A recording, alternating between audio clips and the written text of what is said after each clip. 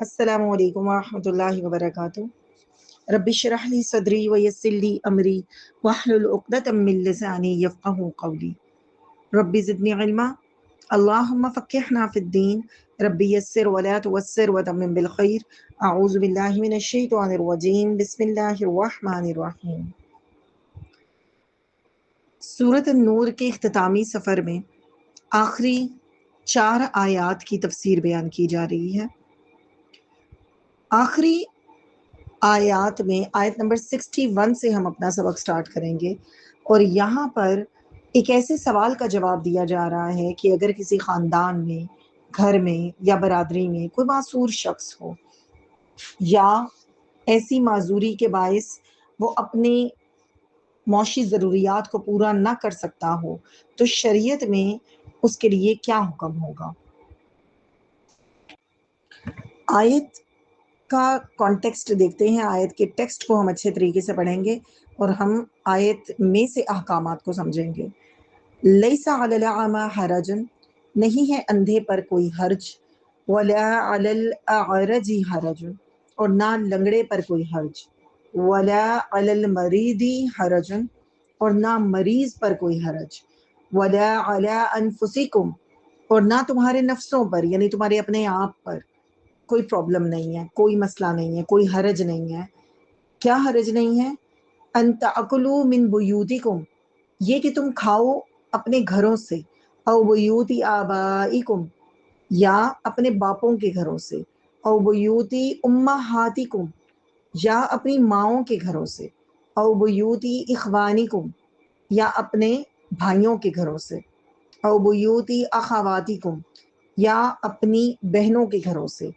او بیوتی اعمامکم، یا اپنے چچاؤں کے گھروں سے، او بیوتی عماتکم، یا اپنی پھپھیوں کے گھروں سے، او بیوتی اخوالکم، یا اپنے ماموں کے گھروں سے، او بیوتی خالاتکم، یا اپنی خالاؤں کے گھروں سے، او ما ملکتم، یا جو مالک ہوئے تم، مفاتحہ، اس کی کنجیوں کے، یعنی کسی کی چابیاں ہیں اگر تمہارے پاس کسی گھر کی، کسی جگہ کی، او صدیقکم، یا اپنے دوست کے۔ اب اس آیت میں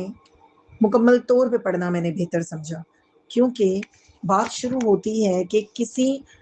جسمانی طور پہ معذور انسان کے لیے کوئی پرابلم نہیں، کسی مریض کے لیے کوئی مسئلہ نہیں، اور تمہارے اپنے لیے بھی کوئی ایشو نہیں ہے کہ تم ان رشتہ داروں کے گھروں سے کھانا کھا لو۔ تو قریبی رشتہ داروں کے لیے اس بات کا ذکر کیا گیا۔ تو حکم دینے کا مقصد کیا ہے؟ بات دراصل یہ ہے کہ جب یہ آیت نازل ہوئی وَلَا تَأْكُلُوا أَمْوَالَكُمْ بَيْنَكُمْ بِالْبَاطِلِ، یعنی آپس میں ایک دوسرے کے مال باطل طریقے سے مت کھاؤ، تو مسلمان اس سلسلے میں ضرورت سے زیادہ محتاط ہو گئے، اور وہ کسی کے گھر پہ دعوت، کسی کی اجازت کے بغیر کسی قریبی کے گھر جا کے کھانا کھانا، ان تمام چیزوں کو تقویٰ کے خلاف سمجھنے لگے، اور بہتر اس بات کو انہوں نے سمجھا کہ اپنے ہی گھروں سے کھانا کھائیں۔ تو اس سلسلے میں قریبی رشتہ داروں کے نام جن کی لسٹ آپ کی اسکرین پہ دکھائی جا رہی ہے، ان کے نام لے کر اس بات کو بتا دیا گیا کہ ان گھروں میں آرام سے، اطمینان سے کھانا کھایا جا سکتا ہے۔ اب باقی تو تمام نام آپ کو سمجھ آ رہے ہوں گے، لیکن اس میں کچھ لفظ جو سمجھنے والے ہیں وہ ہیں او ما ملکت مفاتحہ، یعنی کہ جس کے مالک ہوئے تم اس کی کنجیوں کے، یعنی چابیاں ہیں آپ کے پاس کسی جگہ کی، کسی کارخانے کی، تو وہاں بیٹھ کر کھانا کھایا جا سکتا ہے۔ اب اس میں یہ مطلب بھی نکلتا ہے کہ اگر کسی انسان نے کسی کو نگران بنایا ہے کسی چیز پر، جیسے کہ ایک باغ کا مادی ہے، تو وہ باغ کا جو پھل ہے اس کو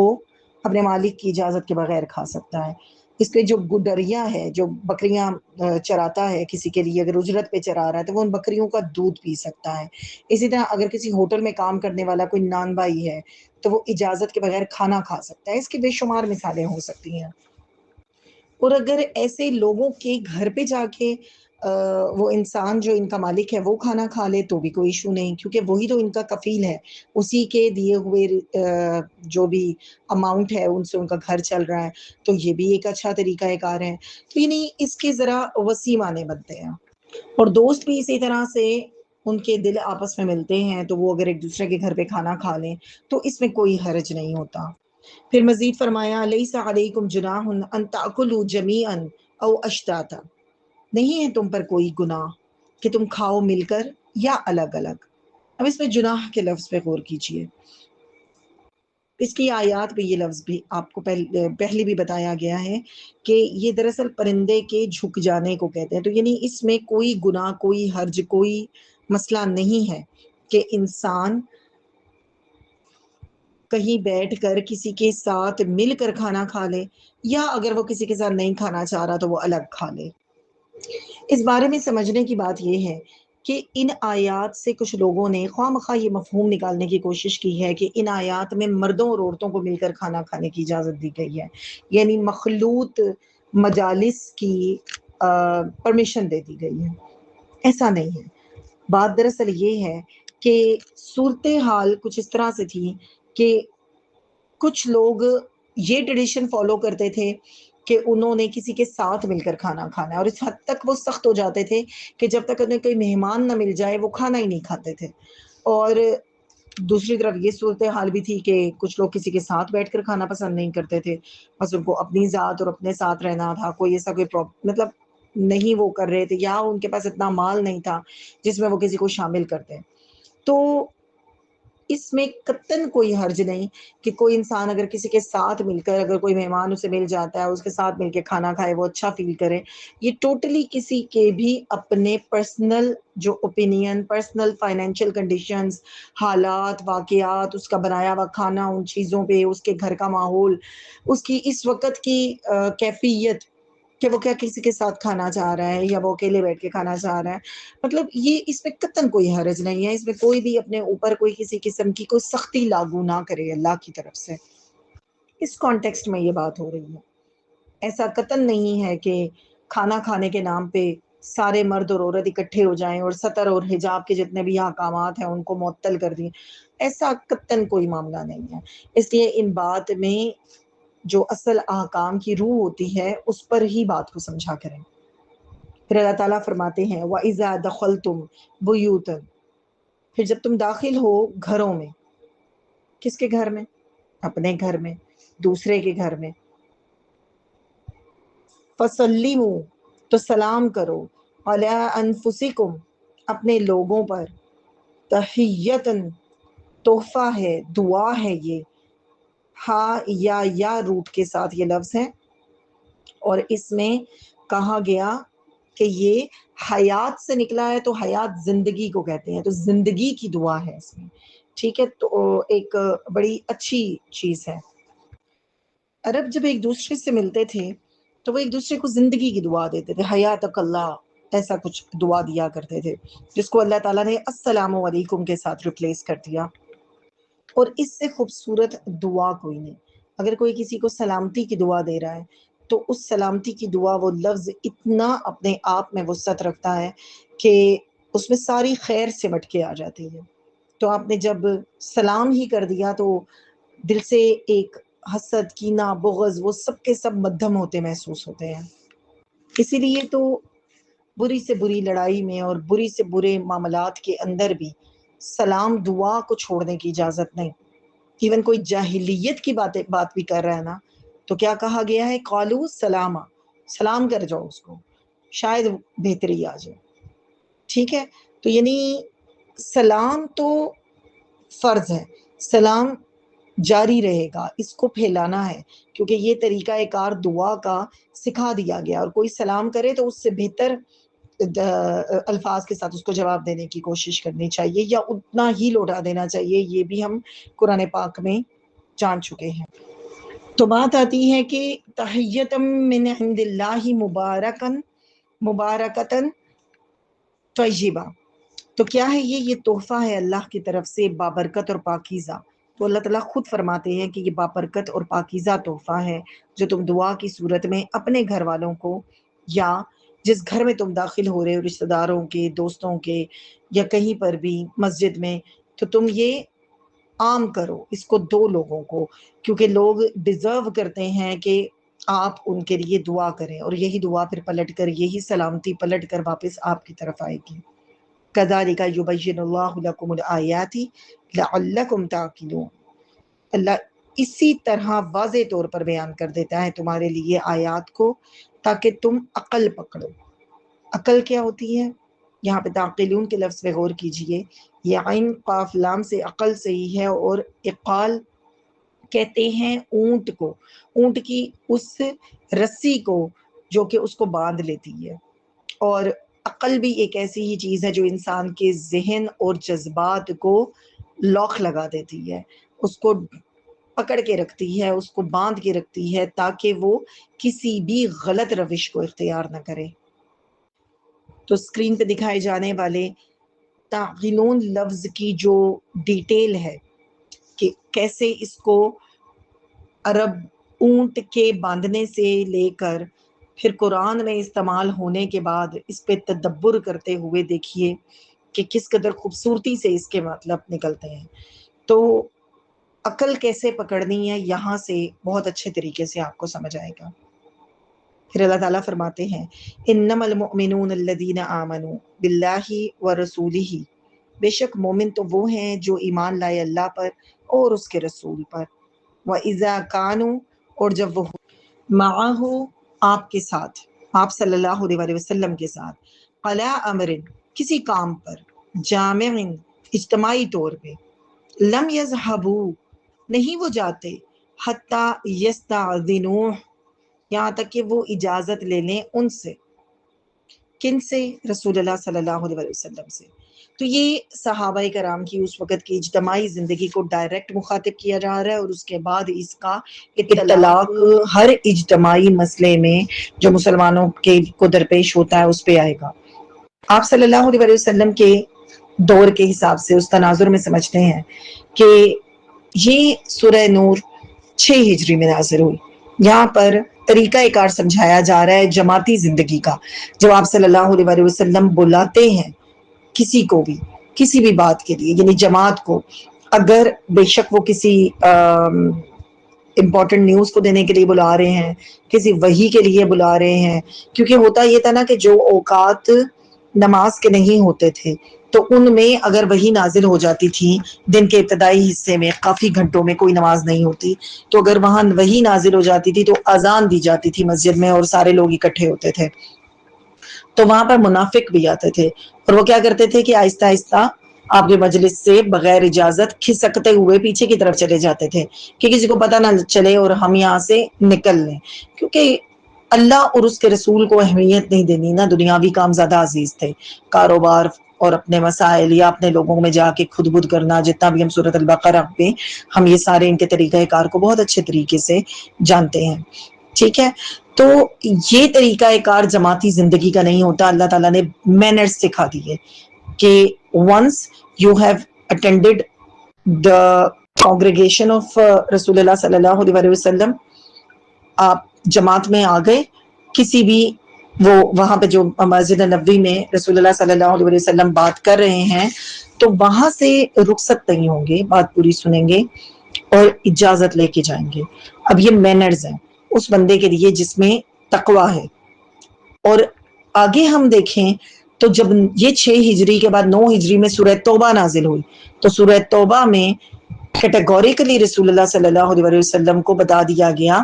کہ جو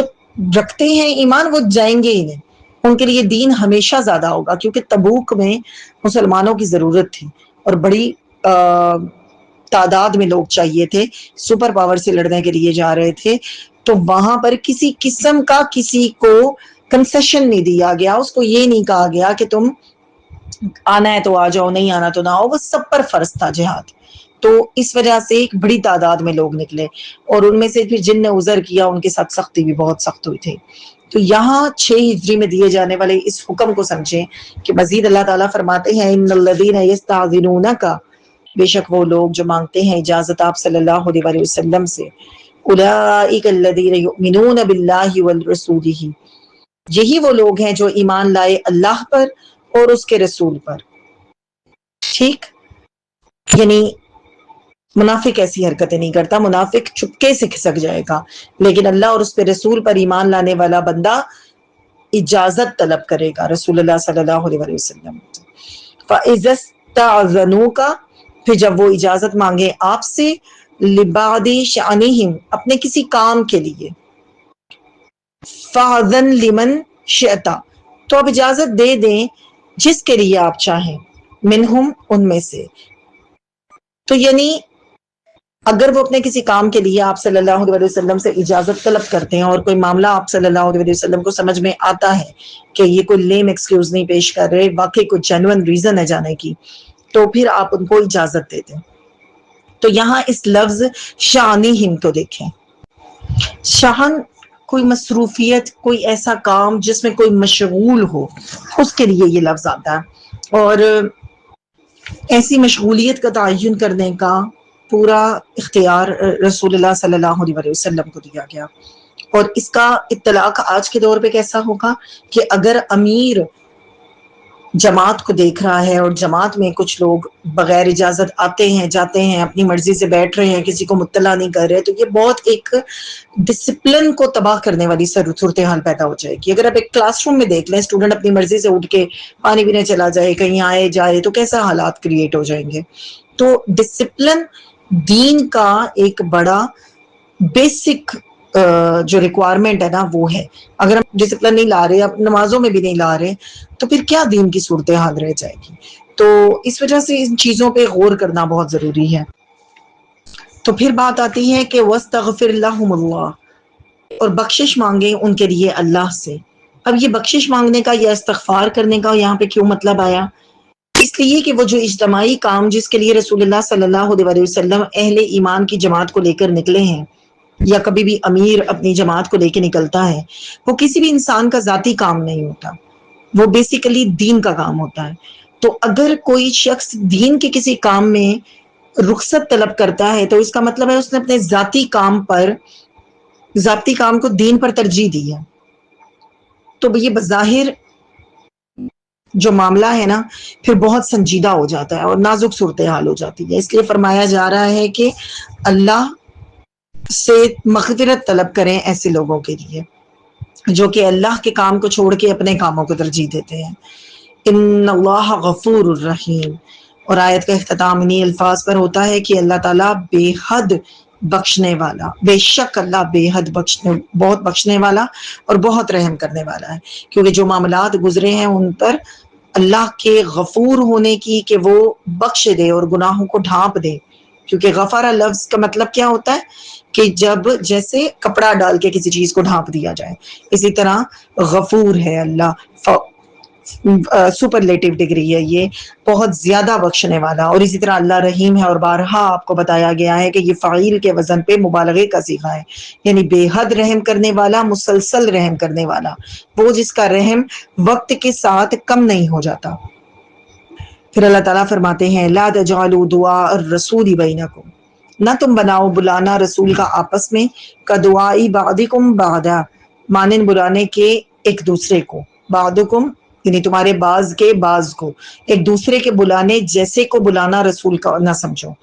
کہ مرضی ہوگی تو آ جائیں گے، نہیں مرضی ہوگی تو نہیں آئیں گے. اس سلسلے میں ایک واقعہ دیکھتے ہیں. سیدنا سعید بن معلیٰ رضی اللہ تعالیٰ عنہ کہتے ہیں میں نماز پڑھ رہا تھا کہ آپ صلی اللہ علیہ وسلم میرے سامنے سے گزرے اور مجھے بلایا. میں نماز پڑھ کر حاضر ہوا تو مجھے فرمایا تم میرے بلانے پر کیوں نہیں آئے؟ تو کیا تم نے اللہ کا یہ فرمان نہیں سنا، یا ایھا الذین آمنوا استجیبوا للہ وللرسول اذا دعاکم؟ تو بات دراصل یہ ہے کہ بخاری کی کتاب التفسیر میں یہ حدیث موجود ہے. مزید اس کا مطلب یہ بھی نکالا گیا ہے کہ رسول کی دعا کو یوں نہ سمجھو کہ جیسے کسی عام آدمی کی دعا ہے. تمہارے حق میں رسول صلی اللہ علیہ وسلم کی دعا جو ہے وہ دنیا اور آخرت سنوارنے کا باعث بن سکتی ہے، اور ان کی بد دعا تباہ اور برباد بھی کر سکتی ہے. اس لیے اطاعت کر کے انہیں خوش کرنا چاہیے اور دعا لینے کی کوشش کرنی چاہیے. اب اس کا اطلاق اگر آج کی اس پہ کریں تو آج ہم رسول اللہ صلی اللہ علیہ وسلم کی سنت کو فالو کریں گے، اور زیادہ سے زیادہ یہ بات جاننے کی کوشش کریں گے کہ آپ صلی اللہ علیہ وسلم نے کسی بھی عمل پر کیسا بیہیو کیا، کیا ان کا طریقہ کار تھا زندگی گزارنے کا، اور پھر اس کے جیسا کرنے کی کوشش کریں۔ پھر پچھلی بات کو جوائن کیا گیا ہے اس آیت میں، قد یعلم اللہ الذین یتسللون منکم لواذا، تحقیق جانتا ہے اللہ ان کو جو کھسک جاتے ہیں تم میں سے آڑ لیتے ہوئے۔ فَلْيَحْذَرِ الَّذِينَ، تو چاہیے کہ ڈریں وہ لوگ جو یخالفون عن امرہ، مخالفت کرتے ہیں اس کے حکم کی، ان تصیبہم فتنۃ، کہ پہنچے انہیں کوئی آزمائش، او یصیبہم عذاب علیم، یا پہنچے انہیں دردناک عذاب۔ تو وہ جو لوگ آڑ لے کر آپ کی محفل سے، جماعت سے اس طرح نکل جاتے ہیں، یا کسی بھی دین کی جماعت سے اس طرح نکل جاتے ہیں کہ دوسروں کو پتہ نہ چلے، بس ہم حاضری لگوائیں اور ہم یہاں سے چلے جائیں، تو ان کے لیے سخت الفاظ کو استعمال کیے گیا ہے۔ اور یہ لفظ دیکھیں، یتسللون کا جو لفظ ہے نا، سلل، یہ لفظ میان سے کو تلوار، جو میان سے تلوار کھینچتے ہیں نا، اس کے لیے استعمال ہوتا ہے۔ تو یہ اس طرح سے بیچ میں سے نکلنے کی کوشش کرتے ہیں۔ لوازن کا مطلب ہے آڑ لیتے ہوئے، یعنی کہ پتہ نہ چلے کسی کو، کسی کے پیچھے سے، کسی کوئی بیٹھا ہے اس کے نیچے سے ہوتے ہوئے۔ تو ایک بڑا کامن بیہیویئر ہے کہ جب کسی نے کسی جگہ سے جانا ہوتا ہے تو لوگ اسی طرح سے کرتے ہیں۔ تو اللہ تعالیٰ ان کے لیے ایک وعید دے رہے ہیں کہ انہیں چاہیے کہ وہ ڈریں کہ جب وہ حکم کی مخالفت کرتے ہیں تو ان پہ آزمائش بھی آ سکتی ہے، اور ان پہ اللہ کی طرف سے دردناک عذاب بھی آ سکتا ہے،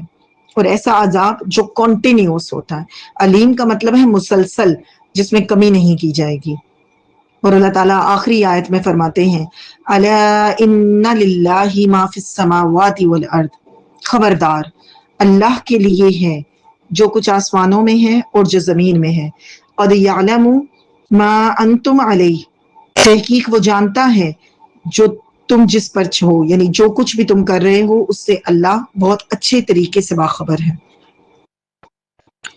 وَيَوْمَ يُرْجَعُونَ إِلَيْهِ، اور جس دن وہ لوٹائے جائیں گے اس کی طرف، یعنی اس اللہ کی طرف، فَيُنَبِّئُهُم، پھر وہ خبر دے گا انہیں، بِمَا عَمِلُوا،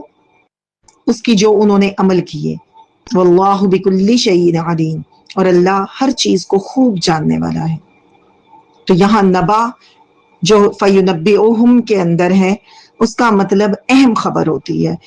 ایک بہت امپورٹنٹ نیوز۔ تو اللہ ہر چیز کو جانتا ہے، ہر انسان کے عمل کو جانتا ہے، اور اس کی نیت کا حال بھی جانتا ہے۔ اور جب انسان اس کی طرف لوٹائے جائیں گے تو انہیں ہر وہ چیز جو عمل انہوں نے دنیا میں کیا ہوگا وہ اللہ کھول کر سامنے دکھا بھی دے گا اور بتا بھی دے گا۔ اور اللہ سے اگر کوئی یہ سمجھ رہا ہے کہ دنیا میں جس طرح سے انسان باتیں بھول جاتے ہیں، تو ایسا نہیں ہوتا۔ اللہ ہر چیز کو خوب جاننے والا ہے، اور اس کا جو علم ہے اس کو ہم کسی انسان کے یا کسی عام عالم کے یا کسی کے علم کے ساتھ کمپیریزن نہیں کر سکتے، کیونکہ اللہ ازل سے ابد تک ہر چیز کا علم رکھنے والا ہے۔ تمام آیات کو سمجھتے ہوئے ہم اب تک سورہ نور میں سمجھے ہوئے تمام احکامات کو ذہن نشین کریں گے، اور اللہ سے دعا کریں گے کہ اللہ ہمیں ان پر عمل کرنے کی اور اس کے مطابق زندگی گزارنے کی اور اسے مزید آگے لوگوں تک پہنچانے کی توفیق عطا فرمائے۔ سبحانک اللہم و بحمدک، اشہد ان لا الہ الا انت، استغفرک و اتوب الیک۔ السلام علیکم ورحمۃ اللہ وبرکاتہ۔